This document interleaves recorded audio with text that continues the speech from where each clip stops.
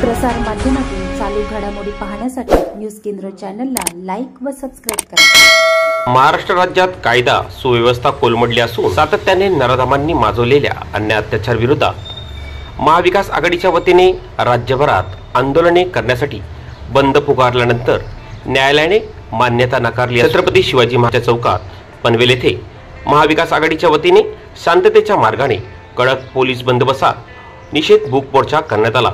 यावेळी अनेक राजकीय पक्ष, पदाधिकारी, सामाजिक संघटना, पक्ष संघटना, विद्यार्थी यांनी या मूक मोर्चा आंदोलनात सहभाग घेत आपापल्या प्रतिक्रिया दिल्या। मैं कॉलेज स्टूडेंट हूँ।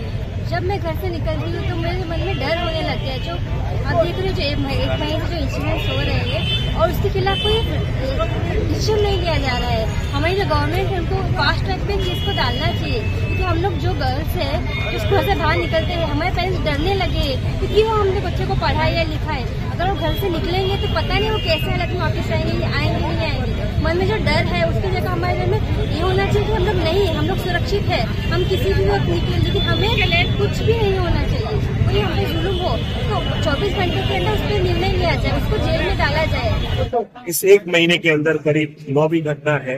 तो माननीय कोर्ट को मैं एक रिक्वेस्ट करना चाहूंगा, जिस तरीके से उन्होंने एक दिन में इसको लेकर डिसीजन लिया और महाराष्ट्र बंद का ये बताया गया कि महाराष्ट्र बंद बेबुनियाद है, इसी तरीके से जो ये अत्याचारी है उनके ऊपर भी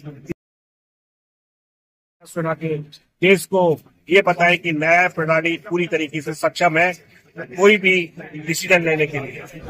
आमची ही मागणी आहे, प्रथमतः हा महाराष्ट्र फुले शाहू आंबेडकरांचा महाराष्ट्र आणि या महाराष्ट्रामध्ये अशा प्रकारचे कृती मात्र झाले असतील तर आपल्या मुलांना आपण कसं सांभाळायचं, पालकांनी मुलांना कसं शाळेत पाठवायचं आणि शाळेतच जर हे कृत्य होणार असेल तर मग मात्र न्याय सर्वसामान्य माणसाने कोणाकडे मागायचा असा हा दृष्टिकोन आता या ठिकाणी ठरलेला आहे। आता तरी शासनाने कुठेतरी जागे होऊन त्याला त्या ठिकाणी फाशीची शिक्षा मात्र जर दिली तर असं कुठलाच कृत्य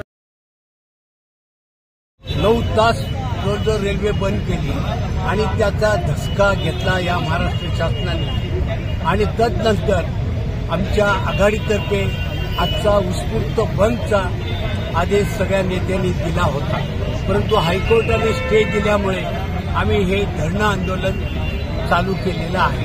अख्ख्या महाराष्ट्रामध्ये आपण बघितलं असेल गेल्या हप्त्यामध्ये कशा रीतीने लहान मुलांवर प्रकार घडतात, म्हणजे इथलं गृह खातं ढासळलेलं आहे। या गृह खात्याला अजिबात अंकुश राहिलेला नाही। जागोजागी अत्याचाराच्या सगळ्या घटना घडत आहेत। लेकी बचाव लेकी पढाव हे कुठे गेला? हा घोष जो शासनाचा होता तो कुठे राहिलाय? लेकी सुरक्षित नाहीयेत आणि हे 1500 रुपये पर महिलांना द्यायला निघालेत आणि महिलांच्या मुलींच्या सुरक्षिततेचं काय त्याच्यावर काय हे बोलायला तयार नाहीयेत। या प्रकरणातल्या भूमिकेचा पनवेल महाविकास आघाडीच्या वतीनं सर्वसामान्य पनवेलकरांच्या वतीनं आम्ही निषेध करतो आणि भविष्याच्या कालखंडामध्ये याच्यामध्ये निश्चितपणानं बदल होऊन मुली, महिला, भगिनी या सुरक्षित राहिल्या पाहिजेत, त्या दृष्टीनं पावलं उचलली पाहिजेत अशा पद्धतीची आमची धारणा आहे, तशा पद्धतीची मागणी। तुम्हाला तर माहित आहे शिवसेना आणि शांतता ही 2 भाग आहेत, परंतु आम्हाला पक्षप्रमुख उद्धवजी बाळासाहेब ठाकरेंच्या आदेशाप्रमाणे आज हे पालन करावं लागतंय त्यांच्या आदेशाचं। नाहीतर जी पनवेलची आजची जी परिस्थिती आहे ती कुठल्या प्रकारे शांत परिस्थिती नसते। आज इथं तोडफोड आणि पूर्णपणे पनवेल बंद असतं।